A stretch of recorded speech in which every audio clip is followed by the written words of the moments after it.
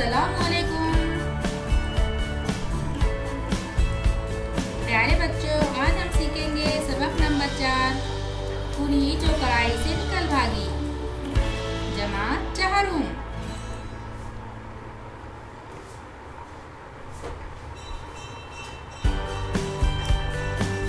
किसी गांव में एक किसान अपनी बीवी के साथ रहता था।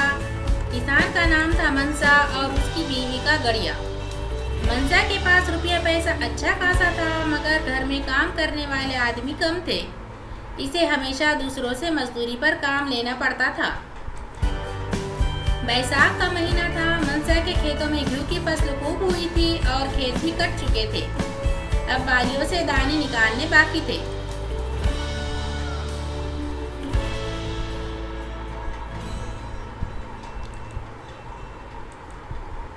सब किसान अपने अपने काम में लगे थे। मनसा ने बहतरिया चाह के कोई मजदूर मिले, मगर ना मिला। उधर आसमान पर 2-1 दिन से बादल आने लगे थे और डर था कि कहीं पानी पड़ गया तो सब दाने खराब हो जाएंगे। एक दिन मनसा मुश्किल से 5 आदमियों को फुसला कर लाया।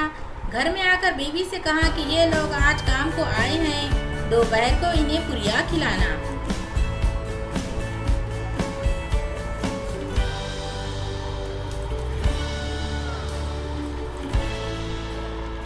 कोई 11 बजे बीवी ने चूल्हे पर कढ़ाई चढ़ाई। कढ़ाई में तेल डाला। बेलन से बेल बेल कर कढ़ाई में पुरिया डालनी शुरू की। कुछ पुरिया पक गई तो बावर्ची खाने में किसान का बेटा बद्दू जाने कहां से आ गया। नाक से बराबर सुड़ करता जाता था। माँ ने हाथ पकड़कर खींचा और नाक पोंछी। कढ़ाई में जो पूरी पड़ी थी वो इतनी देर में जलने लगी। उसे बुरा लगा कि बद्दू की माँ ने इसका जरा ख्याल न किया। पूरी झट कढ़ाई में से कूदकर भाग खड़ी हुई कि तुम बद्दू की नाक पोंछो, मैं तो जाती हूँ। बद्दू की माँ ने बहुत चाहा कि उसे पकड़े, मगर वो कहाँ हाथ आती। घर से निकलकर खेत की तरफ भागी। रास्ते में मनसा और उसके दोस्तों के पास से गुजरी। उन्होंने जब देखा कि अच्छी पकी पकाई पुरिया यूं पास से भागी जा रही हैं, तो काम छोड़कर उसके पीछे हो लिए, मगर वो इनके हाथ न आई।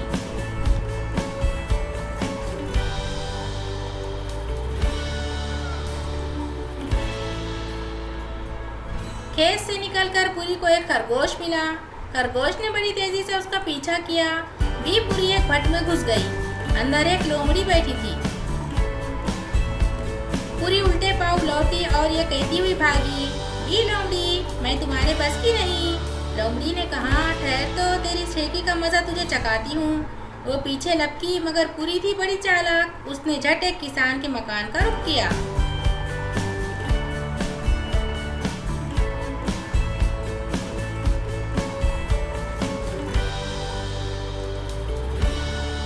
किसान के मकान के करीब एक भूखी कुतिया और इसके 5 बच्चे इधर उधर फिर रहे थे।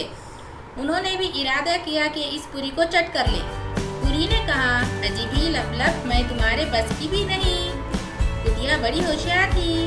आगे मुंह बढ़ाकर कहने लगी, बी पूरी, क्या कहती हो? मैं जरा ऊंचा सुनती हूँ। पूरी करीब आई और कहने लगी, अजीबी लप। इतना ही कहने पाई थी कि कुतिया ने मुंह मारा हप और आधी पूरी इसके मुंह में आ गई। आधी पूरी जो बची थी वो तेजी से भागी और आगे जाकर न मालूम किस तरह जमीन के अंदर घुस गई।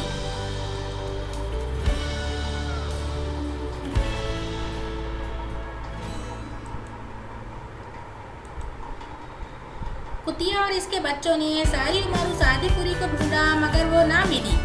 अभी तक सारे कुत्ते इसी आधी पूरी की तलाश में हर वक्त जमीन सूंघते फिरते हैं कि कहीं से इसका पता चले तो निकाले। इसने हमारी दादी अम्मा को धोखा दिया था, मगर इस आधी पूरी का कहीं पता नहीं चलता।